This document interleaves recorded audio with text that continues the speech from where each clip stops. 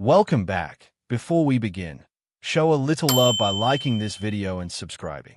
This channel is full of heartbreak, hard lessons, and comeback moments that remind us the truth may take its time, but it always arrives. Helen had Daniel humiliated in a glass-walled conference room in downtown Atlanta, with her brothers smirking, two lawyers shuffling papers, and her mother staring at him like he was trash left too long in the summer heat. She slid printed screenshots of his old confession across the table, let her family laugh at the worst thing he had ever done, and then calmly told the lawyers to read the plan that removed him from the business, the house, and any claim to the inheritance her aunt had left behind. She did it without raising her voice. Here's how it happened. Daniel was 4'2", black, broad-shouldered, careful with his words these days, and known around Southwest Atlanta as a man who could fix almost anything except the past.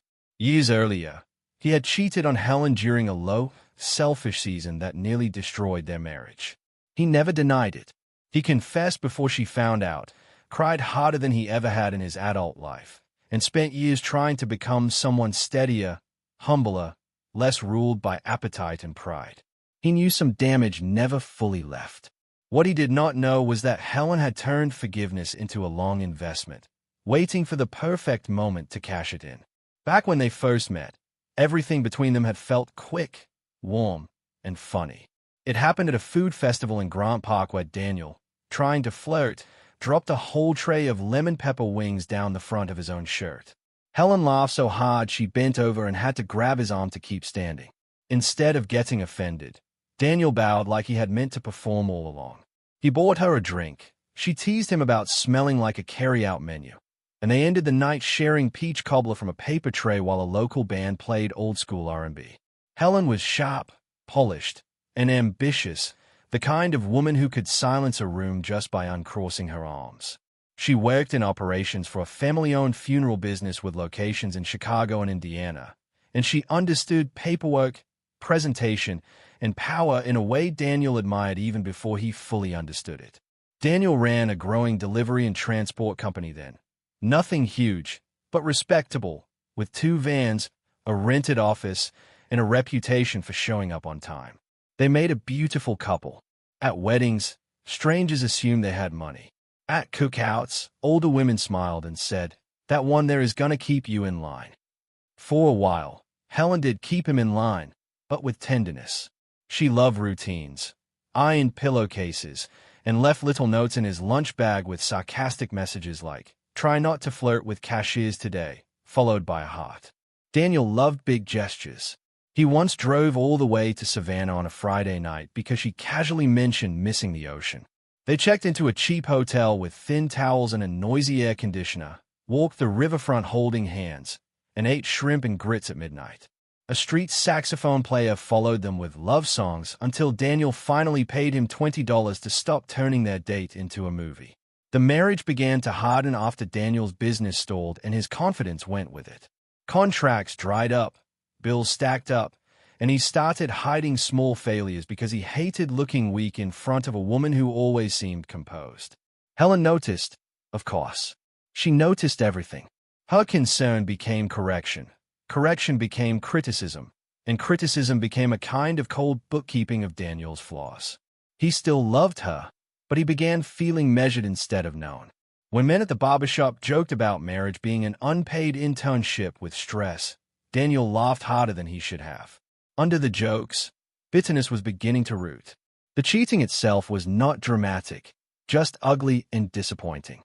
A woman he met during a regional logistics conference in Birmingham gave him the kind of easy admiration he had been starved for, and Daniel, instead of walking away, acted like weak men always think they can act. Just this once, just this night, just this secret. He hated himself almost immediately. On the drive back to Atlanta, every mile felt filthy. He looked at the sky over I-20 and imagined his father's voice asking what kind of man destroys his house because he wants a moment of comfort. By the time he got home, he knew he had traded integrity for nothing. Daniel told Helen the truth before she discovered anything. He did it at their kitchen table, hands shaking so badly he nearly spilled his own water. He did not excuse himself. He did not blame marriage stress, alcohol, or loneliness. He said what he did, admitted how small it made him feel, and told her she had every right to leave. Helen went quiet in a way that was more frightening than shouting. She stood, removed her wedding ring, set it beside his plate, and asked him whether he had eaten before coming home to ruin her life. That sentence would stay with him for years.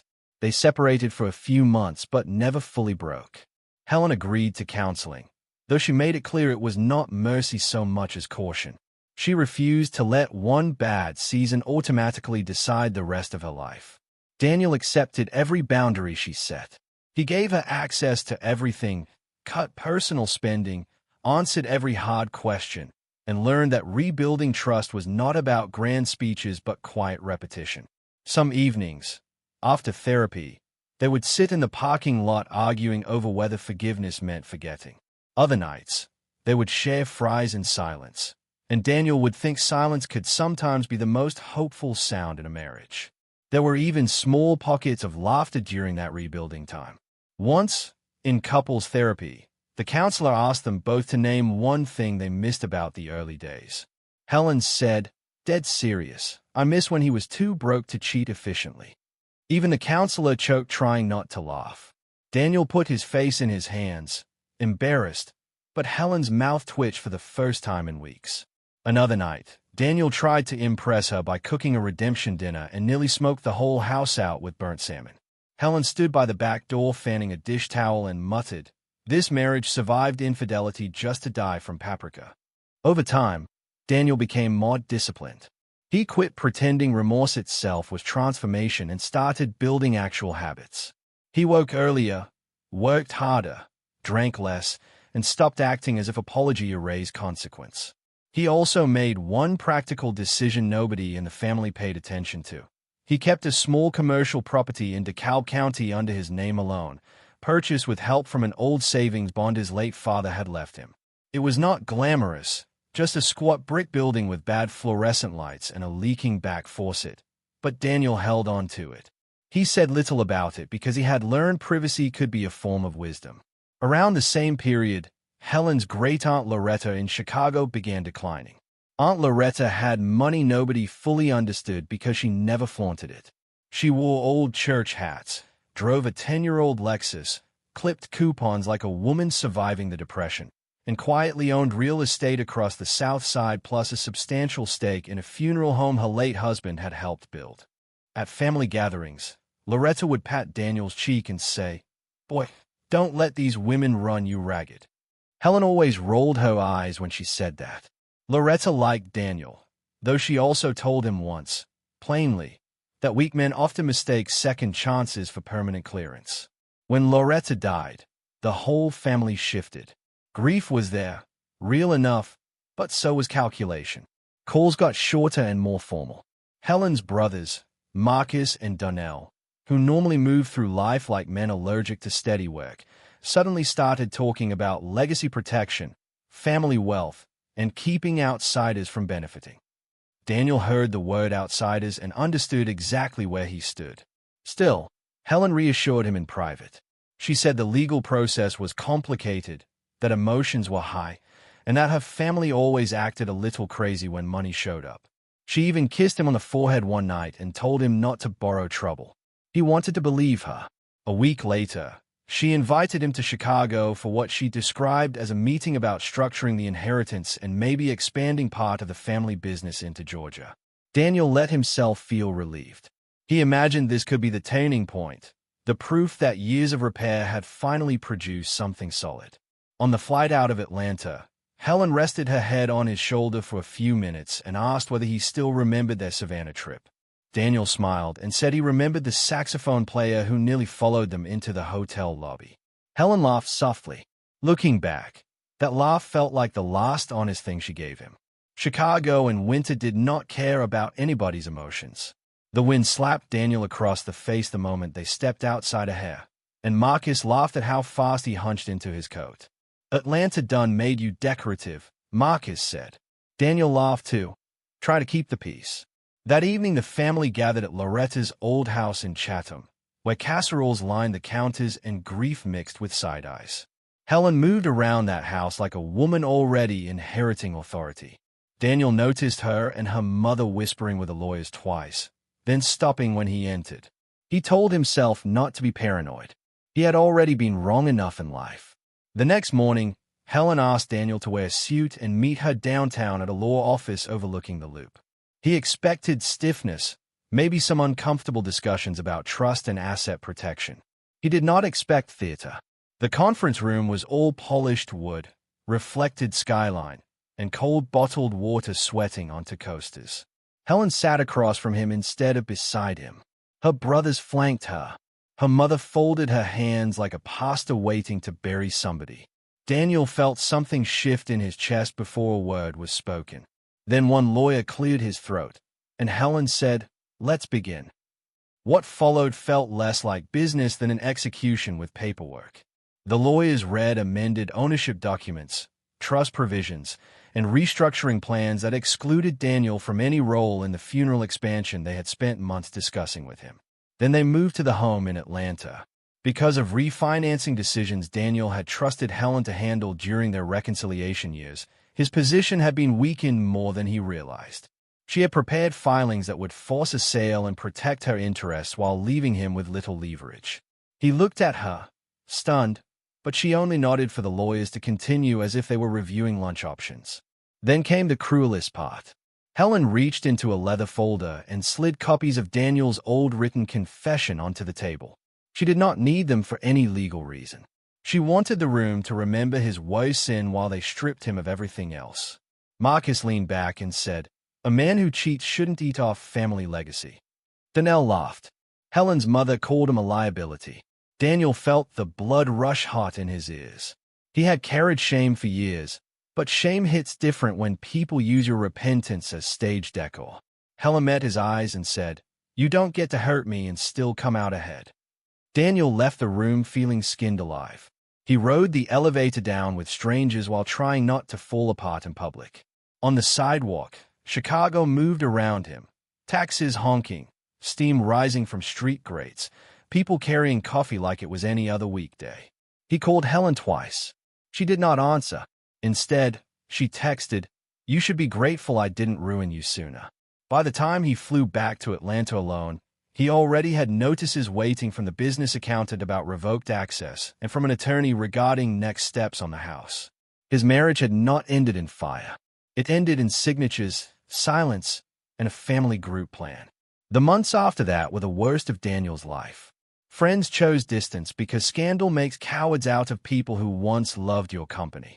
A few relatives told him bluntly that cheating had opened the door to everything else. And though that was partly true, the bluntness still cut. He moved into the back room of the little commercial property in DeKalb County, sleeping on an air mattress beside shelves of old invoices and cleaning supplies. Some nights the building creaked so much he joked to himself that even the walls were gossiping. The joke would make him laugh for 3 seconds, then remember he was laughing alone. He lost the house. He lost the visible business he had built. He lost routine, status, and the illusion that repentance guaranteed gentleness from others. But the one thing he did not lose was the habit of getting up.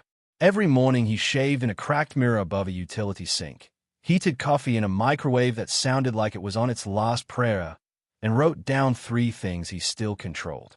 Usually the list was simple: time, effort, and honesty. That list kept him from drowning. Pain had stripped him down, but it had also made him plain to himself in a way comfort never had. Work came back slowly and without glamour. Daniel took contract logistics jobs nobody bragged about, overnight courier runs to Birmingham, supply pickups in Macon, storage moves outside Montgomery. He kept his head down and his books clean. One elderly warehouse owner in Decatur liked him enough to send referrals after watching Daniel fix a broken dock latch instead of pretending it was someone else's problem. "A lot of men can apologize," the old man told him. "Not many can be boring enough to rebuild."